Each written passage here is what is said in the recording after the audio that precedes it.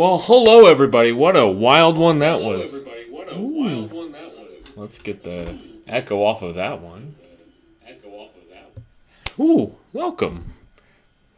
Luckily we had no one in there to hear that one. We'll edit that one out. Okay. Jazz win again. We're having a good time today.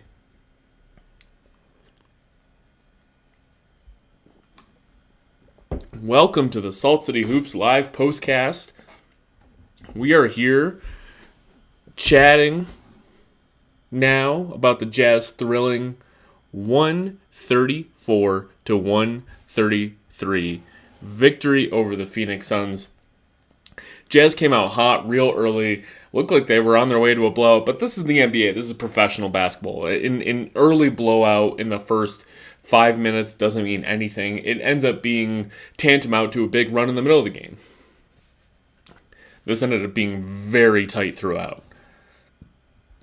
And we ended up with a thrilling game that pissed me off in a lot of ways with really dumb turnovers. Usually I've given the Jazz a pass with some of the turnovers that they've committed, but a lot of the turnovers today, only 16 on the night, which isn't terrible in the broader sense, but some of the turnovers, it seemed like there was a higher proportion of just total dumb shit plays today that really pissed me off.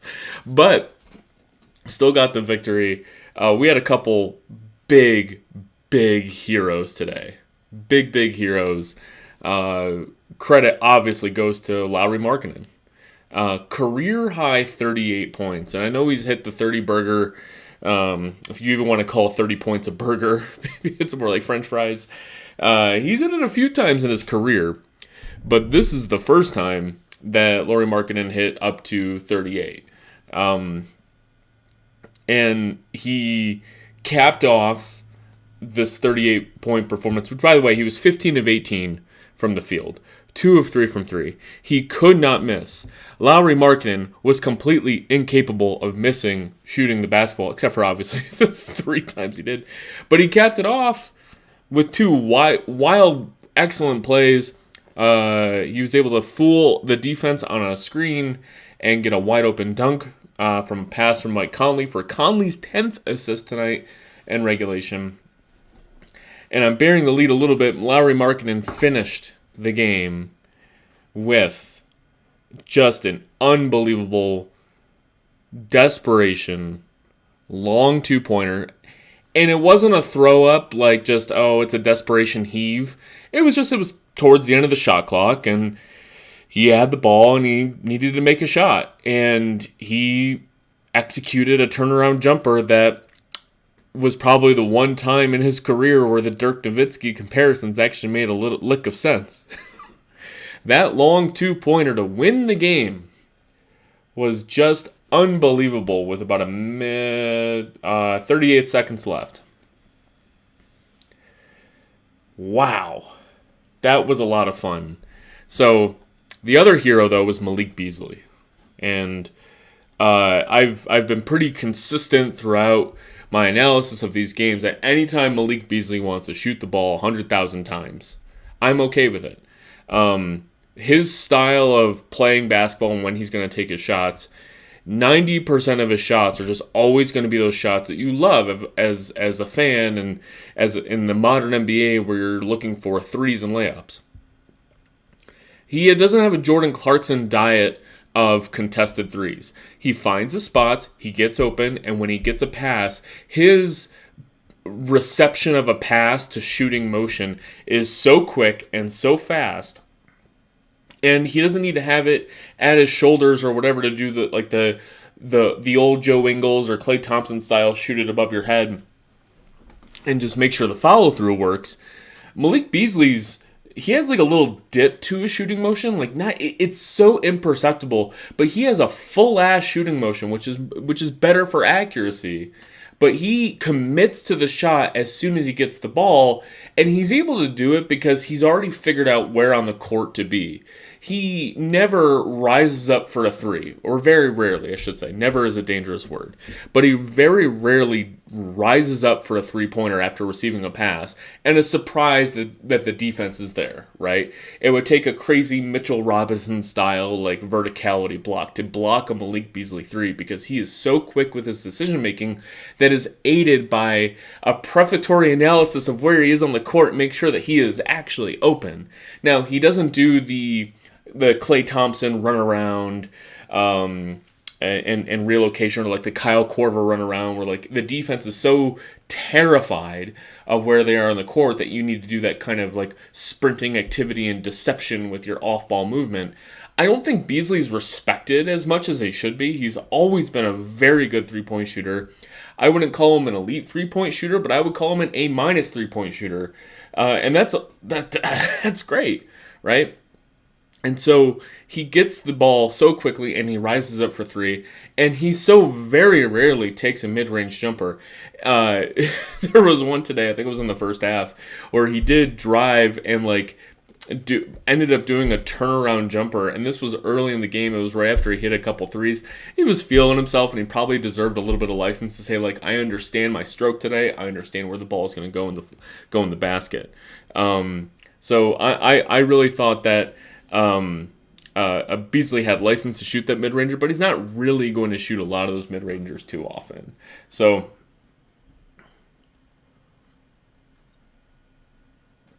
Beasley, I'm describing his play without saying what he actually fucking did. He was outstanding.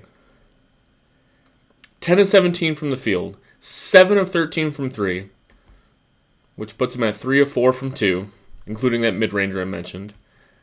27 points. He finishes a minus 10 on the night because a lot of his primary responsibility on the other end of the court, on top of being a hero shooting all these threes, he was the primary on-ball defender for Devin Booker, who, no surprise for any Jazz fan, scored 49 points and had 8 rebounds and 10 assists. Devin Booker completely kicked our ass tonight. And Malik Beasley did as good as he could do, but like he ended up being the best option to defend Booker because nobody else could do it. I'm always a fan of if none of your perimeter players can really guard an offensive player, a guard position going off, then try your hand at putting up larger players, right? I would have appreciated seeing Simone Fontecchio guard him just for like an on-ball moment for a second. Lauri Markkanen, right? Like, just when you put length on these guys, it shorts up their entire offense. And you're forcing them to make second and third level decisions with the basketball because they can no longer just do a rise up for a three-pointer in your face. A perimeter defender is going to try to guard all possibilities and ends up, if they don't have it, they're not going to defend any of it. And that's what happened to a lot to Malik Beasley defensively today. Beasley did and just barely enough defensively to force a couple misses, but you still end up with Devin Booker going 16 of 31, 52% from the field, 2 of 9 from 3, and a lot of his misses came late. But Booker was also 15 of 15 from the free throw line. And if you're going to have a 50-point night, or almost a 50-point night like Booker had, it's going to come with those free throws. And a lot of that was Malik Beasley's fault. So, take a break here to take a sip of this beer from Dry Dock Brewing Company. Their Hazelnut Bly's Barley Wine Ale. I've gotten really into barley wines this past year, just because I really like that dark flavor, but it has some lightness to it. You're not just drinking Total Ink from time to time. So I really enjoyed this barley wine. And see what this clocks in on Beer Advocate. Untapped is such their 5-star rating, so unreliable sometimes. Dry Dock. What do we got? Yeah, 4.2, and that's probably what I would put this at. This is a good 4.2. This was a lot of fun today. I think they were at a Great American Beer Festival. Yeah, this was pretty special. This was a good beer to have. And wow, did we need this beer today.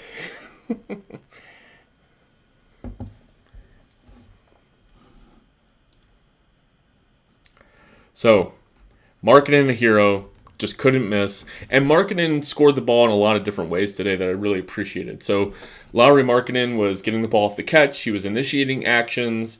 It wasn't just what I've complained about, which is his presence as a dependent threat, right? Where he needs someone else to initiate things. He can't make plays on his own. Instead, he was getting the ball, and the defense of Phoenix was pretty good, where he needed all of a sudden, even if he was getting the ball off the catch, he was able to make an active play, like in the moment, had to choose a moment whether to pass the ball out to a point guard or a different ball handler, or make the play himself. And instead, he made the play himself. He drew a ton of fouls today. A lot of and ones. Ends up 6 of 8 from the free throw line. Probably wishes he had those 2 misses back as well, so he could have a 40-point night. And solid, active defensively. Really liked watching him play. The whole thing was great. I wish it didn't require a 15 of 18 night for him to get 38 points. He had it going from 3, 2 of 3 from 3. He also made a 3-pointer that was called back because of a Kelly Olynyk offensive foul that was very sketchy. So the guy just had his shooting stroke ready to go. And I can't quite call him a complete offensive player, but if he's got a shot going, which he had today, and if he's committing to going to the basket and drawing contact, he's going to be in good shape. And so that's how he ends up with a lot of his baskets, right? I fired up this postcast a little quickly, but let's see if I can find the heat map for Lauri Markkanen, because I think a lot of very few mid-range attempts, right? Like, he had the wild long 2-pointer at the end of the game, but like a lot of his stuff was at the rim. A lot of good dunks, a lot of good passes. There was a good pass from Malcolm Kessler to give him a dunk. I really appreciated watching him play today. And I thought his energy level was high. He didn't look tired ever, and so his activity level working around the perimeter was really good. And so I had a good time. I had a good time with Lauri Markkanen today. Jordan Clarkson did what he could, 20 points, 3 assists, and he was 2 of 6 from 3. This team early on, I kind of glossed over it at the beginning, but this team was just absolutely on fire to start the game. They walked up to, I think, a 19-3 lead. If I pull up my NBA popcorn machine here, that's what I like to use for. They don't have them up yet. But the game flow for Utah and for Phoenix today. Let's see what this ended up as in the beginning here. So they get out to an 18-3 lead, and then led to a 29-12 lead. 31-12, I'm sorry. And then the hits just kept coming. So we had some substitutions. Kessler and Sexton came in. Both Sexton and Kessler were absolutely miserable today. I may talk about them. I might just end up on a happy note and be happy about this. There was only one negative player I really wanted. I'll probably talk about Sexton a little bit. But so the team gets out to a 31-12 lead in the first quarter with 6 minutes left to play. And you think, all right, if you can hold on to a 15-point lead in the first quarter, you'll be in good shape. But they gave all of it back. The end of the first quarter ends up being 42-35. That's only a 7-point lead.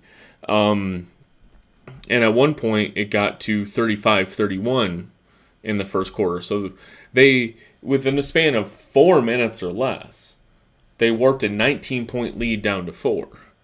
And that was pretty disappointing to watch. So,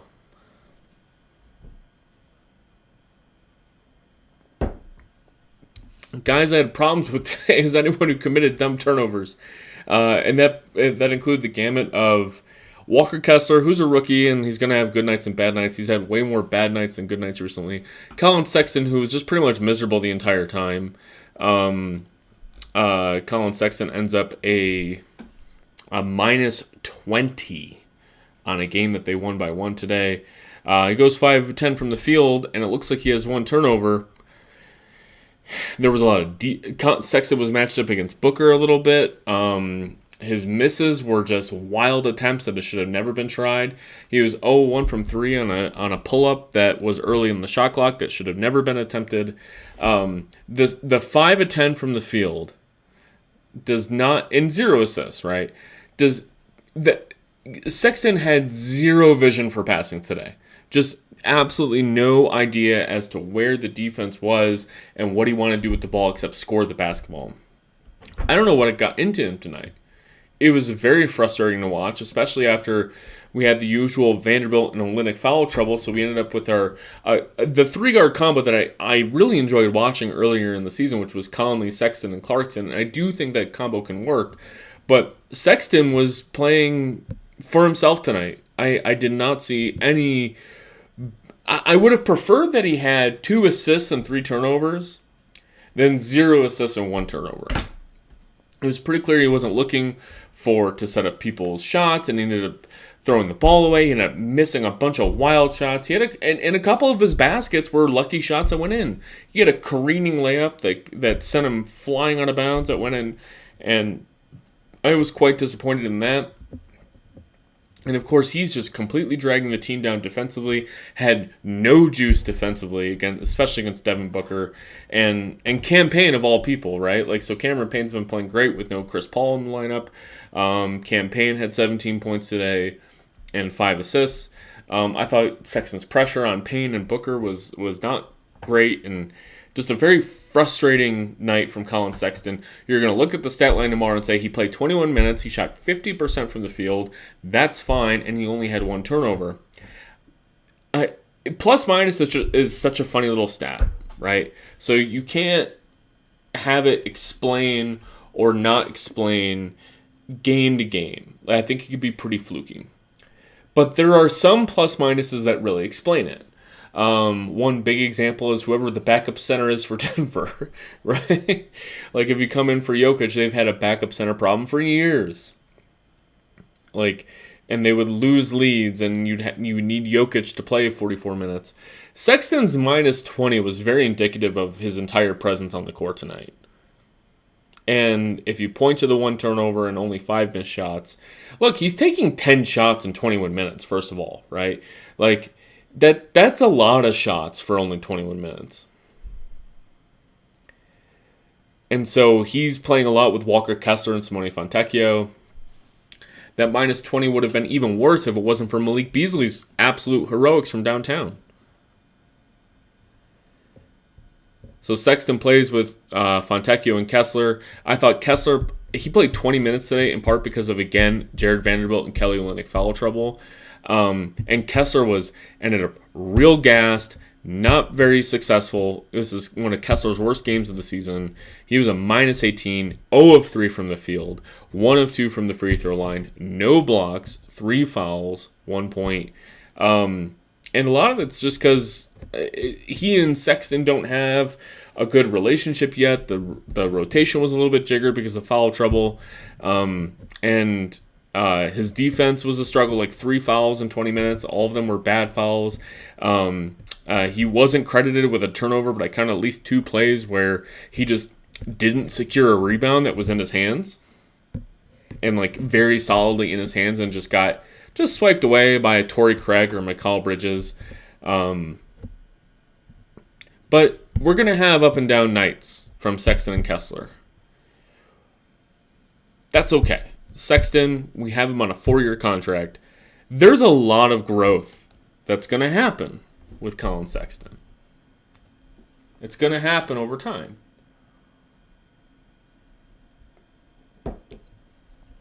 We've seen early in the season, he's had some great games. We saw against Washington. We know what he's capable of. If he's ostensibly learning from Mike Conley, I'm not super worried about what Colin Sexton can be. He really pissed me off tonight. But I think there's a lot of hope for him. He's got the speed. He's got the juice. He's got the give-a-shit attitude. I really like Colin Sexton as a future project. The same thing goes for Kessler. We all know what he was. Coming into today's game, we saw the early bit of the season. We know what he's got. Good defensive instincts. He got caught a little bit in some different stuff today. This is a tough Phoenix team to play, even without Chris Paul, right? Like, Cameron Payne knows how to run that offense, and Devin Booker kicks a whole lot of ass. And they got wingmen who can really, or swingmen, I should say, who can really ball. This is a tough matchup for Walker Kessler, especially playing against DeAndre Ayton, who is, if you compare DeAndre Ayton coming out of college or Walker Kessler coming out of college, DeAndre Ayton's the exact kind of guy who would have kicked Kessler's ass in college. Now he's been a professional for a while. And so it was a struggle for Kessler today.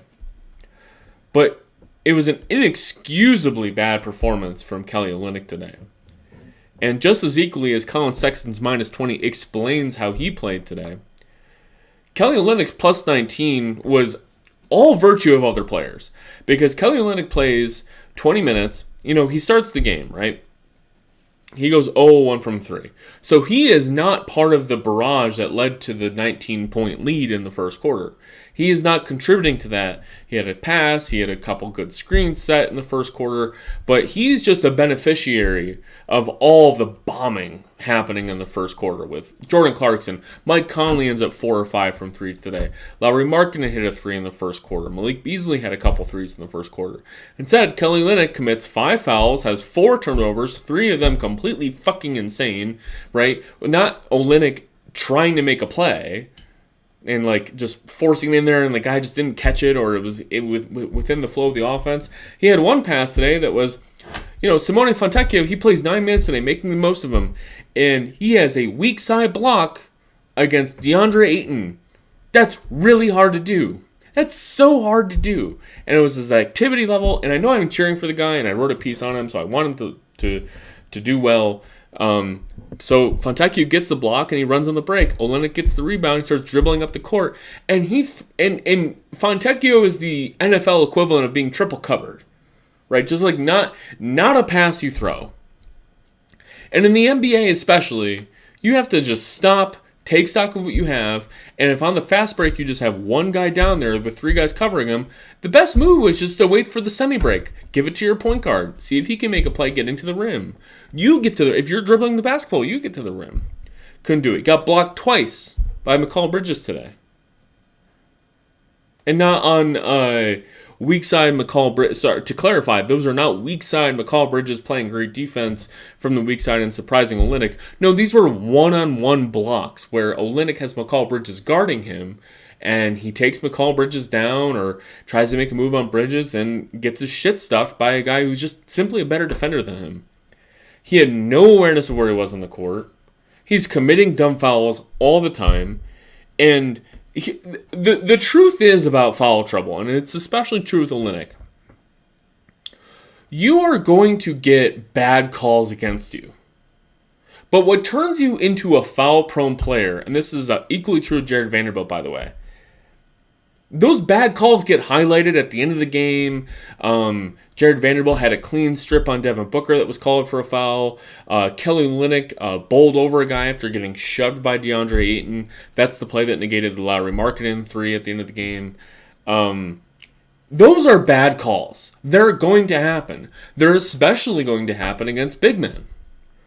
But that does not negate the 4 other total dump-ass fouls you are committing by just being too handsy. And Olynyk has 10 years, he's getting up on 7-8 years of NBA experience, and you can look at his foul history and his foul rate throughout the years, and it's at an all-time high this year, so I don't know if he's becoming slower, dumber, not figuring it out, or he's just in a new role. He's starting full-time, no questions asked for the first time in his career. It could be a lot of those things that all of a sudden has a jump in foul rate. But if I was to pull up the cleaning the glass rating on his foul rate, it's not just that he's bad, it's that he's historically awful with his foul rate right now. So it's a little bit concerning, his foul rate. You're going to have bad calls against you. You're going to get 2 or 3 bad calls a game. But what are you doing for the other 2 or 3 fouls? In Olynyk's case, he's committing fouls all the time. And what leads to that is you get if Olynyk and Vanderbilt are in foul trouble, Hardy doesn't trust Fontecchio. So Rudy Gay, you can't rely on him because he's out, he's injured. So you end up playing Walker Kessler. You end up extending him to 21 minutes, and he's bad for about 15 of those minutes because he's tired of shit. Defense and rebounding for Kelly Olynyk. If I log this is great radio as I log into my Cleaning the Glass account. I did not have my stream set up when I logged in today, so I'm sitting here logging into stuff live. I just grabbed my beer, my 12% beer, which I'm nearly done with. I should take a drink while I'm sitting here. It's while I'm logging in, this applies to one of my broader tenets of officiating in all of professional sports, which is you need to be better than the degree of difficulty of officiating. It is no longer acceptable to say officiating lost us the game as a fan. As a fan, if you're saying, there were too many fouls, or they called one bad call against us, or there were 3 bad calls against us. If you look at from the minute the ball is tipped to the end of the game, 99% of the time, I'm going to show you equal bad calls on one side and equal bad calls on another. And you're going to sit there and say, Mark, fuck you. The end of the game, that's when the calls are most important. You have to get those right. And if the refs are getting the end of the game calls wrong, and in one direction, that matters more than the entire game. Well, that's my point about being better than officiating over the entire game. You have 48 minutes to score more points than the other team. I understand that high leverage is fun and we're all standing on our feet and we're excited. But you have to be better than those bad calls in the first quarter as good as you are better than those bad calls in the fourth quarter. So no, I don't really have a lot of sympathy when Jared Vanderbilt's getting called for his 6th foul or his 5th foul, getting a clean strip on Devin Booker, when immediately after that, he's committing a 6th foul by completely jumping completely out of control on a DeAndre Ayton punt fake off of an offensive rebound, which, by the way, Ayton shouldn't have had that offensive rebound if Vanderbilt did his job and boxed out and got the rebound, which he's good at. Mild rant. So, Kelly Olynyk is in the 8th percentile for foul rate this year, 6.2%. His previous high, or low I should say, is his second year in the league with Boston. That's 6.1%, which was 11th percentile, which is really bad. But that was his second year in the league. And he started 13 games.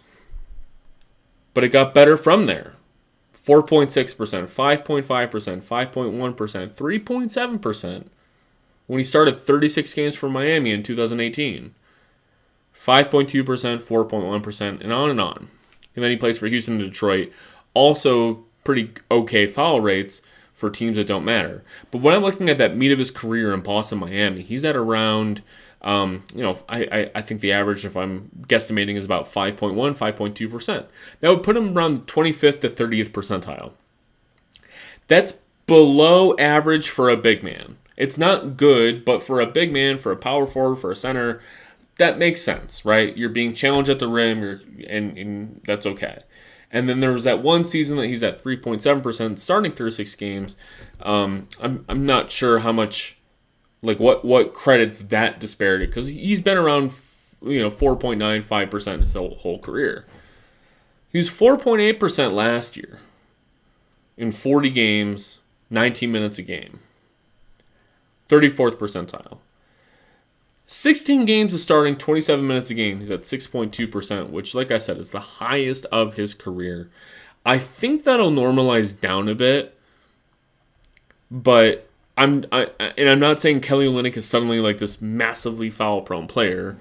It's more that I really hate watching players bitch on the court, and he's turning into a massive, massive complainer.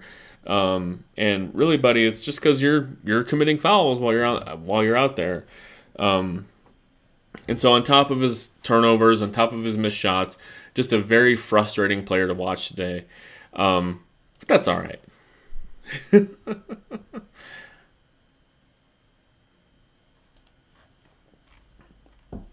Phoenix was great today. Mikal Bridges was outstanding defensively.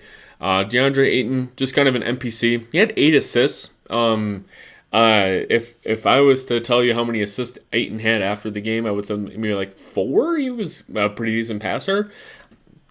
8 surprising. I'll have to rewatch that one to see how that happened. Campaign remains like one of those very frustrating players to be on the receiving end of when he's having a good game and his stroke's going. His 3-point shot is complete garbage, but he makes it. It goes in. He was 2 of 4 from 3 today, including 1 off of an offensive rebound in the corner that almost brought the Suns all the way back. But he's a pretty limited player. We forced 4 turnovers off of him. I thought Mike Conley did a pretty good job defending him, and that was okay. Totally took advantage of the Darius Saric minutes. I thought he was only -1 today, but I thought we really took advantage of Saric today. Dwayne Washington Jr. was a player that probably frustrated some Jazz fans today, but he's ultimately ineffective, right? He made a couple shots, but that's what you're going to do in 12 minutes. Torrey Craig, Jazz did the best they could to just say, oh, is Torrey Craig on the floor? We're not guarding him. And they did a great job not guarding him and saying, we're going to make Torrey Craig, who can't shoot, beat us. And yeah, Torrey Craig was probably, if I'm going to look at Suns fans who complain about, Lauri Markkanen, he went 15 of 18. Well, Torrey Craig went 6 of 10 and 3 of 5 from 3 today. Right? Like, Torrey Craig doesn't do that. That's not what you expect him to do. And I thought we defended Torrey Craig pretty well. Baited him into 5 fouls. He's a good, rugged defender. I think he's a very poor man's facsimile of Jay Crowder. I would like Torrey Craig on my team. I would like him off the bench. I just don't. I would like him as an 11th, 12th man. But the dude has real limitations, and the Suns are going to need a night like tonight from him to be real, where he can shoot, 3 of 5 from 3 on a given night, or at least not 0 of 5, right? If he can hit 1 of 5 or 2 of 6 or something like that, or even just like 1 of 2, right? Like Utah was trying to expect Jared Vanderbilt to hit these corner threes today. Vanderbilt went 0 of 1 from 3 today. And his one attempt was from that usual corner. At least Craig's kind of taking it from around the perimeter, so at least he's trying and stretching out his space to being around. So he's an interesting player to watch as he gets older from a small school. Is South Carolina upstate? Is that where he's from? Ooh, am I going to know this? Yeah, University of South Carolina upstate. I know the dumbest things about players. And nothing relevant. So Devin Booker was a hero. I really thought with the way the game was going, it was going to be him. Last thing I'll say about Jared Vanderbilt is he actually almost pushed for the triple-double today. 6 points, 11 rebounds, 8 assists. I do think Jared Vanderbilt's feel is really improving game to game. I like how he knows where his teammates are on the court. He's being relied on by Coach Will Hardy to kind of know that in transition. He's never been entrusted to be a guy who could dribble the ball up the court, and I love the chaos he brings dribbling the ball off the court. 3 really bad, dumbass turnovers today, but if he can evolve into a player in the semi-transition that can just dribble the basketball and know where the players are, that's a big win for Utah. Still a long, long, long way to go for Jared Vanderbilt to be a positive player, but he's starting, and it is what it is. So, like Jared Vanderbilt, a lot of weird turnovers. Utah saved by a couple big, big heroes in Lauri Markkanen, 38 points, 6 rebounds, 15 of 18 from the field, including a hero long 2-pointer, Dirk Nowitzki-esque, with 38 seconds to play to seal the win for Utah. Malik Beasley, big hero, 7 of 13 from 3, 27 points, adequate but bad defense against Devin Booker. And Utah withstands Devin Booker's 49 points, 8 rebounds, 10 assists to hold on for the win. They snapped the 3-game skid. We got a game tomorrow, and this Utah Jazz team is fun, is it not? Like, I'm having so much fun. I was stressed out today because I and this is what killed me about the prior couple years, right? I don't. If you commit a turnover when you're passing the basketball, if you throw the ball for a pass and someone intercepts it, or you made a bad read, I'm okay with that. And a lot of people were commenting on Twitter, and I mentioned it here on this postcast about Kelly Olynyk's turnover after the Fontecchio block. Kelly Olynyk gets the rebound, and Olynyk dribbles the ball off the court a little bit, and he throws a 1-on-3 nothing burger pass to Fontecchio that was just the most obvious turnover in the world. It was so stupid watching it in broadcast view, but I wonder what Kelly Olynyk saw. Like, if you were to go first person mode with Kelly Olynyk, you could think, like, maybe there's something to it. Maybe he had something that he was ready to see. What I can't stand is just no chance turnovers where you're dribbling the ball off your foot, where you are mishandling a pass, where you are throwing the ball in a direction where the play wasn't designed to go, so you're just kind of throwing a blind pass and you get it picked off. Utah has turned the ball over a lot this year, but I don't walk away from some of those 20 turnovers games. We've had one 22 turnover game. I don't walk away from those games as bad as I felt tonight, where so many turnovers were, what the fuck are you thinking, guys?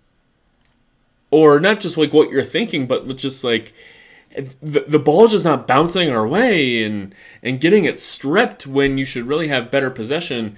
I mentioned Walker Kessler having 2 balls stripped away from him that really should have been credited turnovers. The box score says 16 turnovers, but I think it could go 18 or higher. And so that kind of frustrated me today. And so turnovers really put me in a real bad mood sometimes. The Jazz got the win. No Chris Paul today, but Phoenix is always a tough battle. This was a fun one.